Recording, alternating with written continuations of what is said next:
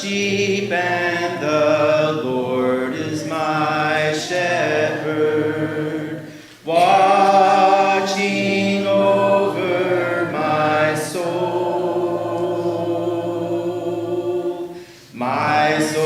to keep guarding over me ever, watching wherever I go.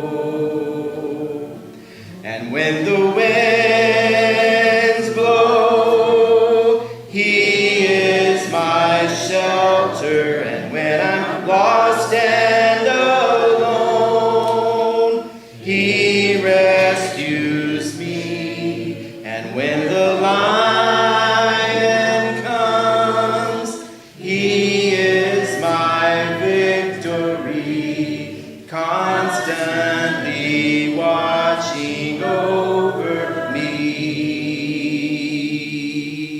He is constantly watching over me. A Journey Through the Bible, Day 129 of 365, Monday, May the 9th, 2022. Today's reading, 2 Samuel chapter 18, verses 1 through 33, Psalm chapter 10, 2 Samuel chapter 19, verses 1 through 10, Psalm 122, 2 Samuel chapter 19, verses 11 through 23. We begin today with the tragic story of Absalom's fall and death. Psalm 10 is a detailed description of the wicked. Then Joab rebukes David for his grief over Absalom. In Psalm 122, David prays for Jerusalem.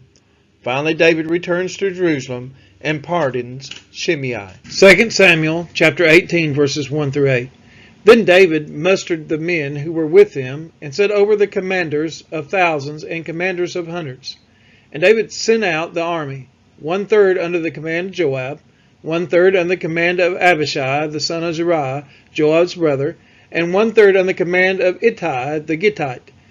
And the king said to the men, I myself will also go out with you. But the men said, You shall not go out, for if we flee, they will not care about us. If half of us die, they will not care about us. But you are worth 10,000 of us. Therefore it is better that you send us help from the city. The king said to them, Whatever seems best to you I will do. So the king stood at the side of the gate, while the army marched out by the hundreds and by the thousands. And the king ordered Joab and Abishai and Ittai, Deal gently for my sake with the young man Absalom. And all the people heard when the king gave orders to all the commanders about Absalom. So the army went out into the field against Israel, and the battle was fought in the forest of Ephraim. And the men of Israel were defeated there by the servants of David, and by the loss there was great on that day, 20,000 men. The battle spread over the face of all the country, and the forest devoured more people that day than the sword. 2 Samuel chapter 18, verses 9 through 15. And Absalom happened to meet the servants of David. Absalom was riding on his mule, and the mule went over under the thick branches of a great oak, and his head caught fast in the oak. And he was suspended between heaven and earth, while the mule that was under him went on. And a certain man saw it and told Joab, Behold, I saw Absalom hanging in a tree. Joab said to the man who told him, What, you saw him? Why then did you not strike him there to the ground? I would have been glad to give you 10 pieces of silver and a belt. But the man said to Joab, Even if I felt in my hand the weight of 1,000 pieces of silver, I would not reach out my hand against the king's son. For in our hearing the king commanded you and Abishai and Ittai, for my sake, protect the young man Absalom. On the other hand, if I had dealt treacherously against his life, and there is nothing hidden from the king, then you yourself would have stood aloof. Joab said, I will not waste time like this with you. And he took 3 javelins in his hand and thrust them into the heart of Absalom while he was still alive in the oak. And 10 young men, Joab's armor-bearers, surrounded Absalom and struck him and killed him. 2 Samuel chapter 18, verses 16 through 23. Then Joab blew the trumpet, and the troops came back from pursuing Israel, for Joab restrained them. And they took Absalom and threw him into a great pit in the forest, and raised over him a very great heap of stones. and all Israel fled every one to his own home. Now Absalom in his lifetime had taken and set up for himself the pillar that is in the king's valley, for he said, I have no son to keep my name in remembrance. He called the pillar after his own name, and it is called Absalom's monument to this day. Then Ahimaaz, the son of Zadok, said, Let me run and carry news to the king that the Lord has delivered him from the hand of his enemies. And Joab said to him, You are not to carry news today. You may carry news another day, but today you shall carry no news, because the king's son is dead. Then Joab said to the Cushite, Go, tell the king what you have seen. The Cushite bowed before Joab and ran. Then Ahimaaz, the son of Zadok, said again to Joab, Come, what may, let me also run after the Cushite. And Joab said, Why will you run, my son, seeing that you will have no reward for the news? Come what may, he said, I will run. So he said to him, Run. Then Ahimaaz ran by the way of the plain and outran the Cushite. 2 Samuel chapter 18, verses 24 through 30. Now David was sitting between the two gates, and the watchman went up to the roof of the gate by the wall. And when he lifted up his eyes and looked, he saw a man running alone. The watchman called out and told the king, and the king said, If he's alone, there is news in his mouth. And he drew nearer and nearer. The watchman saw another man running, and the watchman called to the gate and said, See, another man is running alone. The king said, He also brings news. The watchman said, I think the running of the first is like the running of Ahimaaz, the son of Zadok. And the king said, He is a good man and comes with good news.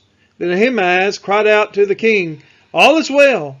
And he bowed before the king with his face to the earth and said, Blessed be the Lord your God, who has delivered up the men who raised their hand against my lord the king.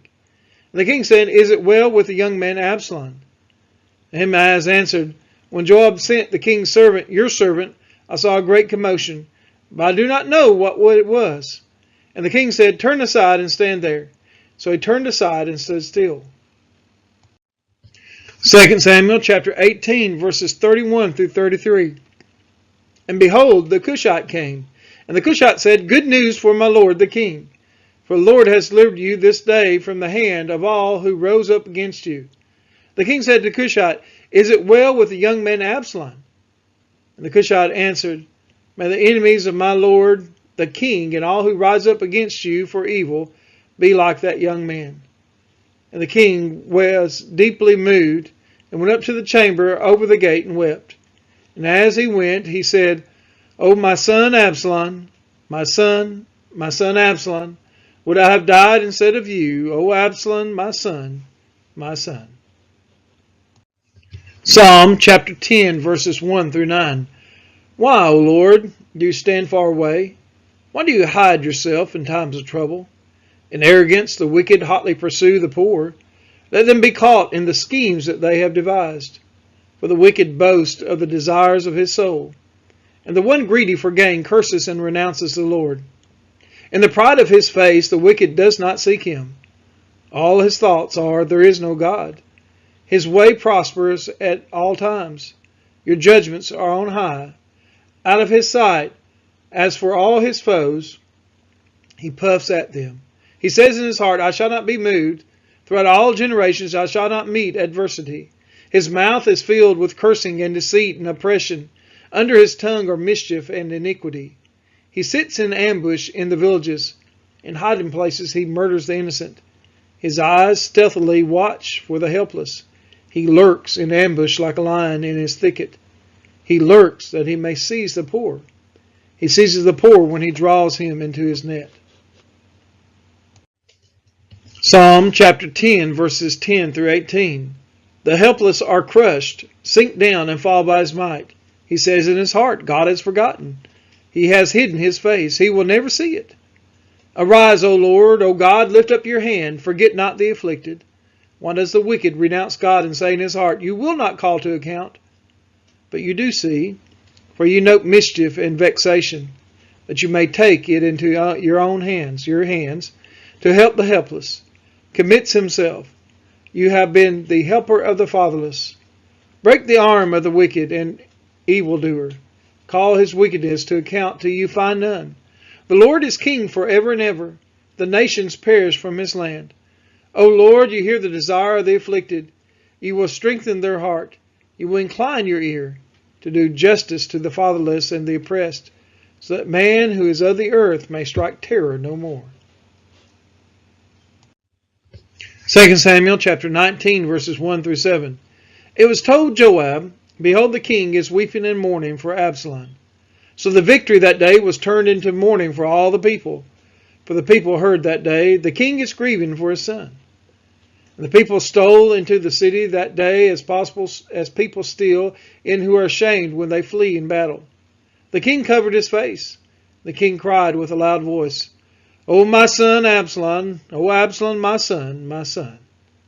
Then Joab came to the house to the king and said, You have today covered with shame the faces of all your servants, who have this day saved your life and the lives of your sons and your daughters, and the lives of your wives and your concubines, because you love those who hate you and hate those who love you.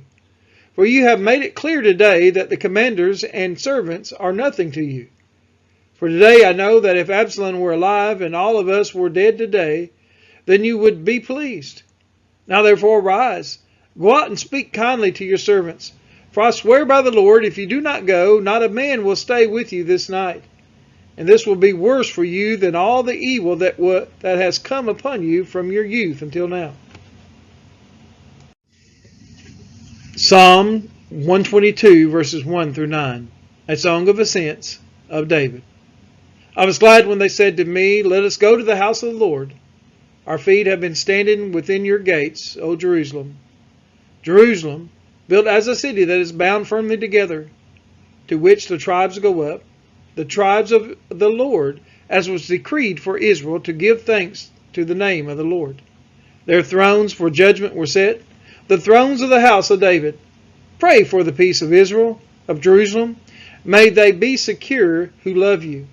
Peace be within your walls and security within your towers. For my brothers and companions' sake, I will say, Peace be within you.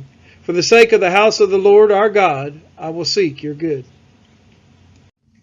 2 Samuel chapter 19, verses 11 through 17. And King David sent this message to Zadok and Abiathar the priests. Say to the elders of Judah, Why should you be the last to bring the king back to his house? When the word of all Israel has come to the king, You are my brothers, you are my bone and my flesh. Why then should you be the last to bring back the king? And say to Amasa, Are you not my bone and my flesh?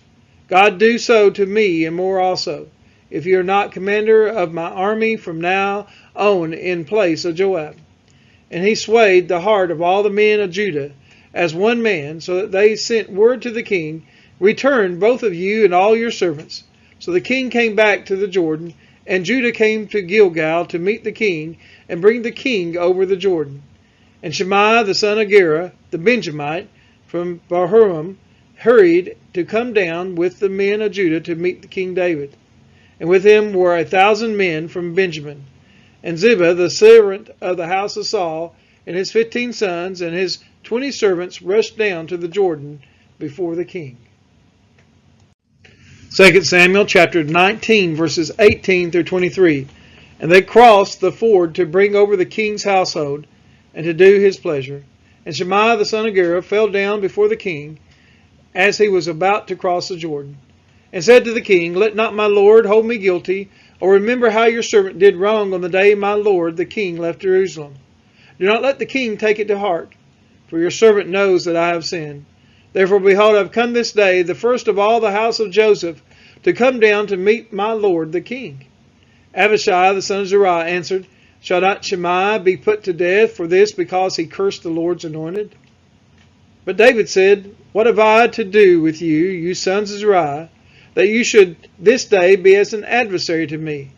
Shall anyone be put to death in Israel this day? For do I not know that I am this day king over Israel? And the king said to Shimei, You shall not die. And the king gave him his oath. We are his children, and he is our Father, watching over our soul. Great is his love and his